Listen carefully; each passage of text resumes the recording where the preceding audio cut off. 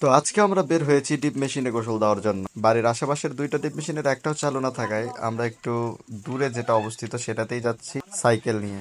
আজকে আমাদের এলাকার তাপমাত্রা ছিল 39 ডিগ্রি সেলসিয়াস। আর এত বেশি তাপমাত্রা হওয়ার কারণটা হয়তো আপনারা বুঝতেই পারছেন। আমার পিছনে যে পথটা দেখতে পাচ্ছেন, দুই পাশে সবুজ ধান ক্ষেত, মাঝখান দিয়ে পিচ ঢালা পথ, কিন্তু দুই পাশে একটাও গাছ।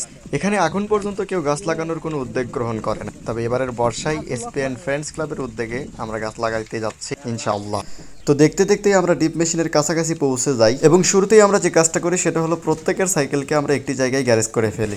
ডিপ মেশিনটি চালু ছিল না, শুরুতেই কাউসার সেটাকে চালু করার পূর্বে ভালোভাবে একবার চেক করে নেই সবকিছু ঠিকঠাক আছে কিনা।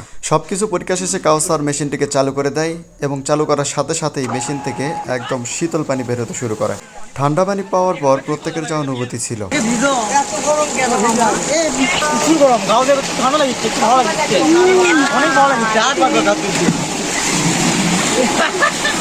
সিরিয়ালের জন্য তাড়াহুড়া শুরু হয়ে যায়, কেননা প্রত্যেকেই ঠান্ডা পানিতে ডুবে থাকতে চায়। অনেকেই আবার এই পানি নিজেদের সংগ্রহে রাখার জন্য নিয়ে যাচ্ছিল।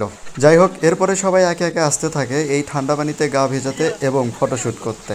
অন্যদিকে রিমন ছোটবেলার মতো ড্রেনের পানিতে ভেসে যাওয়ার একটা প্রচেষ্টা চালাচ্ছিল। তার দেখা দেখি একই কাজটি করার চেষ্টা করছিল কাউসার, তবে তাদের এই বড় শরীরগুলোকে ড্রেনগুলো কোনোভাবে নিতে পারছিল না। এটা ছিল সাব্বির বলছিল আমি তো বাদ পড়ে গেছি, আমার তো ছবি ওঠানো হয়নি।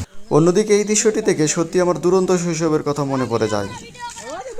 তো আমাদের গোসল দেওয়া শেষে কোনো মতে আমরা শুধু মাথাটা মুছে ফেলি এবং বাড়ির দিকে রওনা দিই। তো যাই হোক, দিনটি সত্যি অনেক ভালো ছিল এবং উপভোগ্য ছিল।